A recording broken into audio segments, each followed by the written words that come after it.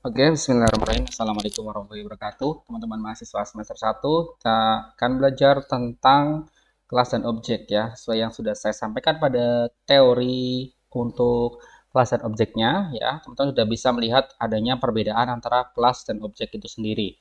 Kelas bisa kita definisikan sebagai sebuah blueprint ataupun cetakan ataupun kerangka dasar dari sebuah program ya, di mana kelas itu di dalamnya terdapat beberapa metode ataupun atribut yang bisa digunakan. Nah, sekarang kita akan mengimplementasikannya pada bahasa pemrograman Python itu sendiri. Nah, untuk praktikumnya saya sudah menyediakan sebuah folder ya. Di sini namanya adalah belajar kelas gitu ya. Saya akan tambahkan di UHB praktikum, saya buat sebuah folder yaitu belajar kelas objek ini. Oke, di sini saya menggunakan Visual Studio Code untuk kode editornya. Jadi seperti biasa pilih file, terus add folder to workspace, lalu cari di mana teman-teman tadi membuat folder belajar kelas dan objek. Oke, di sini saya add ya. Jadi sekarang sudah ini pilih yes dulu, sudah masuk folder belajar kelas dan objek pada Visual Studio Code-nya. Nah, sekarang saya akan definisikan file baru ya. Di sini di kelas objek ini saya buat file baru, satu misalnya kelas gitu ya, .python. Nah, untuk membuat kelas, saya besarkan dulu fontnya biar teman-teman bisa melihat ini ya. Nah, untuk membuat kelas dalam Python, kita definisikan dengan kelas gini. Nah, otomatis ketika saya enter, saya ulangi ya, saya ketikkan kelas ini, lalu muncul kelas gitu ya. Setelah saya enter gini, langsung dia meminta adanya kelas name. Misalnya saya berikan nama kelas mobil gitu. Nah, di sini saya ininya tidak set in dulu ya, tidak masukin, saya langsung pas gini aja. Nah, kalau kita coba print gini, misalnya saya buat A sama dengan mobil ini ya. Nah, ini kalau kita print A ya, kemudian saya coba run di sini, maka yang muncul adalah teman-teman bisa lihat main mobil adalah sebuah objek ya. Jadi saya membuat objek baru dari sebuah kelas dengan nama kelas mobil. Nah, ini membuktikan bahwa di Python ini sudah bisa mendukung kelas ya, dan juga bisa membuat objek gitu. Nah, umumnya ketika kita membuat kelas baru seperti ini, langsung muncul init ya. Init itu adalah inisiasi ataupun sesuatu yang bisa kita setel pada awal pembuatan sebuah program ya. Misalnya ini saya masukkan, initnya saya ini dulu ya, self aja. Oke, kemudian di sini nggak perlu. Oke, di sini. Jadi pas gitu ya. Nah, jadi init ini bisa kita gunakan ya, teman-teman ya. Nah, kita gunakan untuk menginisiasi. Oke, sekarang kita lanjut pada sebuah atribut. Ya, atribut dari sebuah kelas. Nah, si kelas ini, kelas name ini boleh teman-teman rubah. Misalnya kelasnya adalah mobil, seperti yang sudah saya contohkan tadi. Ada kelas mobil. Kemudian untuk inisiasinya, yang pertama, mobil itu memiliki atribut. Misalnya adalah merek gitu ya. Dan juga harga. Atau mungkin kalau biar enak tuh kita tambahkan price gitu.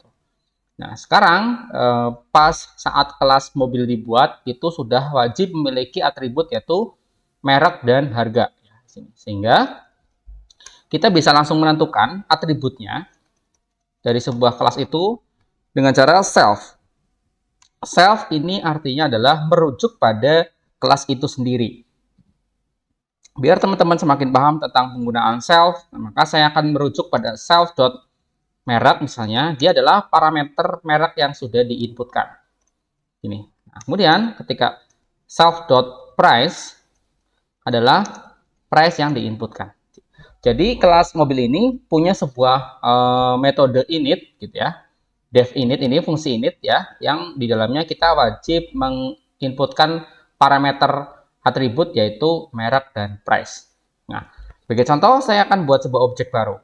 Nah, untuk membuat objek baru pada Python yang berbasis OOP ini adalah kita berikan namanya dulu ya. Variabelnya misalnya mobil, itu saya berikan nama mobil apa ya? Mobil Toyota misalnya.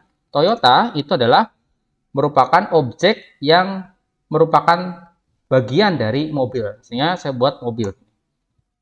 Ketika mobil ini dibuka, dia langsung otomatis meminta atribut merek dan price. Jadi kerangka mobil ini wajib memiliki merek dan price atau harga. Oke, saya berikan tambahan, misalnya di sini adalah Toyota, kemudian harganya misalnya 10 juta gitu ya. 10 juta.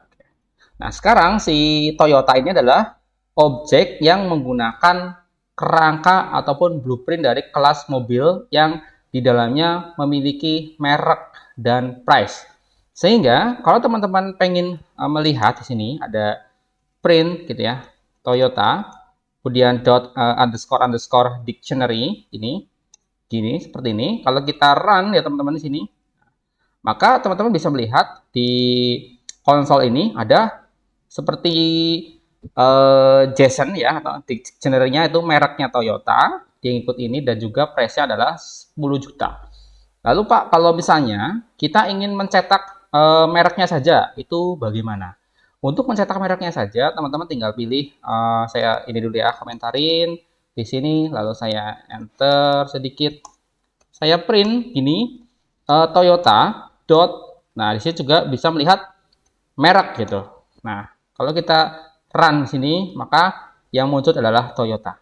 Oke. Kalau kita ingin mencetak harga, maka tinggal print Toyota price gini.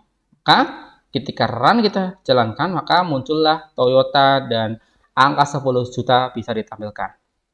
Nah, teman-teman juga telah belajar pada kelas-kelas sebelumnya bagaimana kita bisa menampilkan gabungan dari keduanya. Misalnya saya ingin mencetak print misalnya string ya, pakai string mobil ini bermerek gitu ya, bermerek dialetik 2, misalnya saya tambahkan namanya adalah Toyota dot merek gitu. Kalau kita jalankan, maka ketika kita print, maka ini muncul outputnya adalah mobil ini bermerek Toyota. Kalau kita tambahkan lagi, misalnya saya kasih dengan harganya misalnya Toyota dot price gini. Kalau seperti ini kita jalankan, maka muncul error. Kenapa bisa error? Karena di sini yang teman-teman ingin tampilkan adalah angka. Oleh karena itu kita harus rubah formatnya dengan string ya, str lalu Toyota dot price gini. Oke, kita run ya, maka sudah muncul mobil ini bermerek Toyota dengan harga 10 juta ya. Kita kasih spasi lagi biar lebih bagus gitu ya. Nah, jadi mobil ini bermerek Toyota dengan harga 10 juta. Mungkin kalau teman-teman ingin kasih harga di sini tambahkan rupiah juga bisa. Oke ya, di sini udah lebih bagus gitu tampilannya. Oke, selanjutnya di dalam kelas ini sudah kita buat sebuah blueprintnya dan juga kita sudah paham bagaimana membentuk sebuah objek gitu ya, objek dari sebuah kerangka mobil yaitu Toyota, sehingga kita bisa menampilkan objek baru. Misalnya ada objek baru, misalnya di sini adalah mobil yang lain misalnya ya, contohnya adalah Daihatsu misalnya, maka kita menggunakan kerangka yang sama yaitu kerangka mobil, cuman bedanya adalah mereknya adalah Daihatsu, misalnya harganya adalah 70 juta. Nah, kita juga bisa menggunakan untuk mencetak si Daihatsu ini tinggal diganti dengan Daihatsu dan di sini juga harus diganti dengan Daihatsu. Oke, kalau kita jalankan maka muncul dua buah output ya. Jadi mobil ini bermerek Toyota dengan harga 100 juta dan yang di bawahnya adalah mobil ini bermerek Daihatsu dengan harga 7 juta. Itu kalau kita membuat objek baru. Teman-teman bisa membuat objek lain selain Toyota dengan misalnya Suzuki, Honda, dan lain itu bisa. Nah, di sini sudah teman-teman lihat kita menggunakan kerangka mobil yang di dalamnya memiliki atribut yaitu merek dan price. Nah, di dalam sebuah kelas ini bisa kita tambahkan misalnya fungsi baru. Nah, misalnya saya buatkan sebuah fungsi, misalnya adalah cetak merek ya, khusus untuk mencetak mereknya sendiri. Caranya adalah tinggal self, ini tinggal print gitu, ya, tinggal mereknya kita ketikkan gini, mereknya adalah koma gitu ya, boleh koma, boleh tambah gitu ya. Jadi self.merek.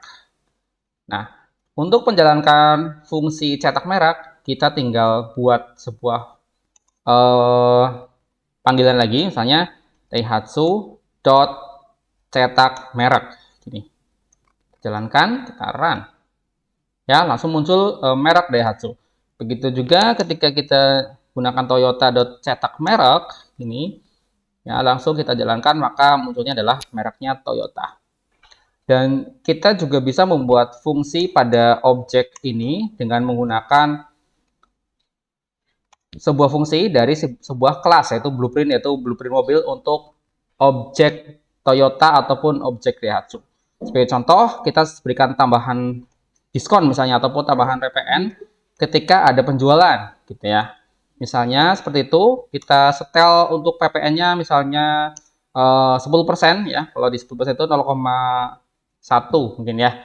Jadi kita setel untuk harganya self.price-nya itu adalah self.price gini ditambah harganya dikalikan PPN-nya. Self.price gitu kali PPN. Gini. Nah, ini udah ada tambahan PPN. Nah, kemudian kita coba cetak gitu ya. Kita coba cetak misalnya daihatsu.cetak tambah PPN ya, tambah PPN. Kalau kita run, maka di sini ada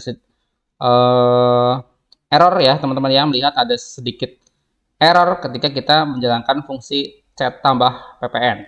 Oke. Jadi harganya ada yang bermasalah di sini, teman-teman harus sesuaikan. Nah, local variable PPN reference gitu before assignment ya. Jadi memang si PPN ini belum didefinisikan. Oke. Jadi ini bukan titik 2 tapi sama dengan ya teman-teman ya. Kita coba jalankan lagi. Nah, ini kenapa tidak tercetak? Jadi tinggal kita tambahkan saja print setelah PPN itu harganya adalah self.price gini. Float ya. Jadi kita jadikan string.